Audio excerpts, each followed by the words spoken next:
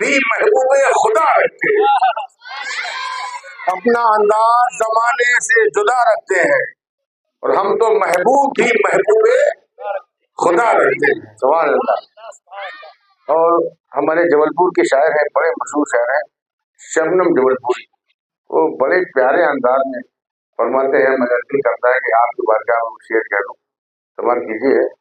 کہتے ہیں کہ شاہدی کے روزے پر خالی ہاتھ جانا ہے،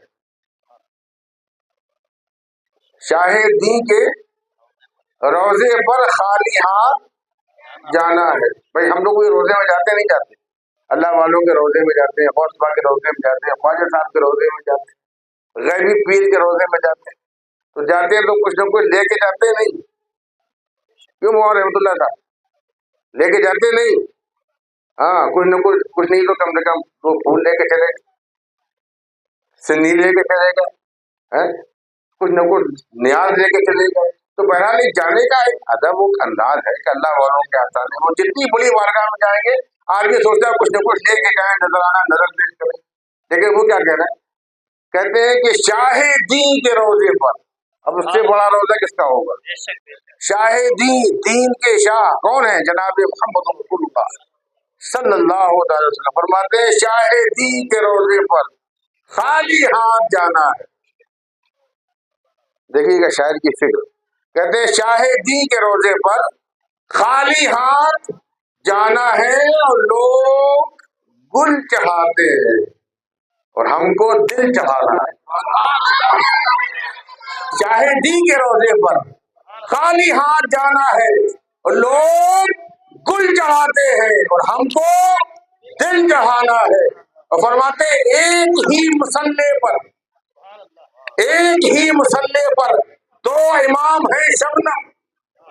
سبحان اللہ، سبحان اللہ۔ آپ نے بہت سے مسلح دیکھے ہوں گے، اور مسلح میں جب بھی دیکھیں گے ایک ہی امام ہوگا۔ کسی مسلح میں دو امام دیکھے کیا؟ بولو، اگر دوسرا آئے گا بھی، اگر نائب امام آئے گا بھی تو امام صاحب فون بھگا دیں گے، ابھی تیرا کیا کام ہے؟ جب میں اصل موجود ہوں تو تیرا کیا کام ہے؟ جب میں چلا جاؤں تب تیرے کام۔ تو ایک مسلح میں ایک ہی امام ہوتا ہے نا۔ شاعر کہتا ہے کہ شاہدی کے روزے پر خالی ہاتھ جانا ہے، لوگ گل چڑھاتے ہیں اور ہم کو دل چڑھانا ہے، اور ایک ہی مسلح پر دو امام ہیں شبنم۔ اللہ اکبر۔ ایک ہی مسلح پر دو امام ہیں شبنم، پشت پر نواسا ہے، پشت پر نواسا ہے، بندگی میں نالا ہے۔ سبحان اللہ۔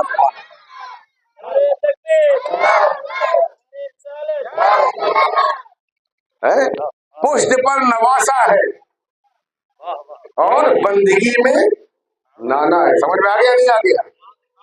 آیا سمجھ میں؟ سبحان اللہ، سبحان اللہ۔ اگلا شعر سمجھ فرماتے ہیں کہ جو آل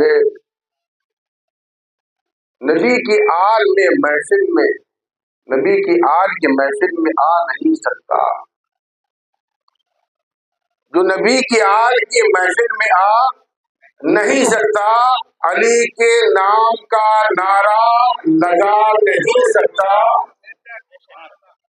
جو بزم آل نبی میں تو آ نہیں سکتا، علی کے نام کا نعرہ توجہ لگا نہیں سکتا، علی کا لال گواہی اگر نہ دے لوگوں، کل قیامت میں علی کا لال گواہی اگر نہ دے لوگوں، کسی کے باپ بھی، کسی کا باپ بھی جنت میں جا نہیں سکتا۔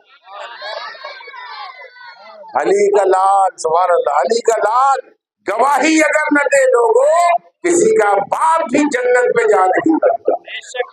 اللہ تبارک و تعالیٰ ہم کو آل رسول کا مقام سمجھنے کی توفیق عطا فرمائے، اور یا اللہ کا مقام سمجھنے کی توفیق عطا فرمائے۔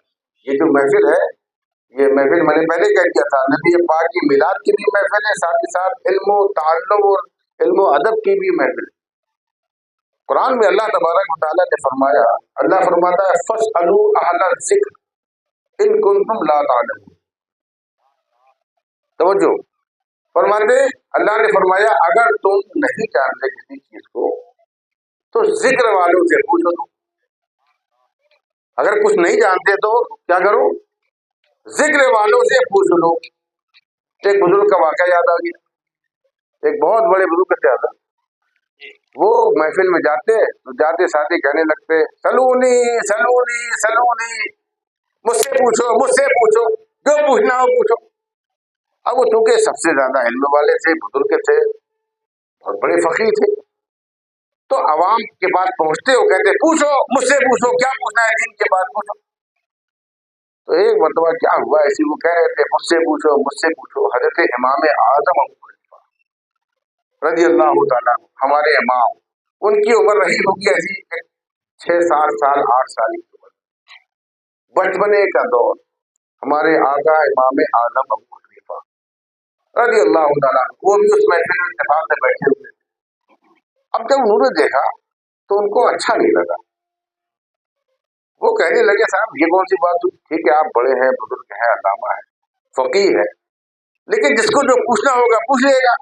آپ خود آگے سے کہہ رہے ہو پوچھو سلونی سلونی سلونی, مجھ سے پوچھو مجھ سے پوچھو. تو آپ نے کیا کیا, وہی بیٹھے بیٹھے بزرگ بیٹھے تھے, ان سے کہنے لگے جاؤ, بار بار کہہ رہے ہیں پوچھو پوچھو, جا کے ایسے پوچھ لو. کیا پوچھے؟ کہا 2 سوال کرنا ہوتا. اللہ اکبر. حضرت امام اعظم ابو حنیفہ رضی اللہ تعالیٰ عنہ کا علم 6-7 سال کی عمر, جن کا ہم سب اپنا امام مانتے, ان کو فالو کرتے. آپ نے فرمایا اسے پوچھو کہ حضرت سلیمان علیہ السلام کہ جب لشکر جا رہا تھا, تو اس وقت جب ان کا لشکر جا رہا تھا تو ایک جگہ چیٹیوں کا پورا جمگھٹا تھا. تو اس میں ایک چیٹی نے جو سردار تھا, اس نے اپنے تمام ذریت اپنے قبیلے والے چیٹیوں سے کہا ادخلوا مساکنکم, اپنے اپنے گھروں میں گھس جاؤ, کہیں سلیمان کا لشکر تم کو کچل نہ دے. تو اسی طرح پوچھو کہ جس نے کہا تھا کہ اپنے گھروں میں داخل ہو جاؤ, وہ نر تھی کہ مادہ؟ اللہ اکبر. وہ میل تھا کہ فیمیل؟ بہت سوال کر رہے ہیں, بار بار کہہ رہے ہیں پوچھو پوچھو پوچھو, جاؤ میل سے پوچھ لو کہ وہ کہنے والی عورت تھی یا مرد تھا, میل تھا یا فیمیل. اچھا, اور دوسرا سوال کیا؟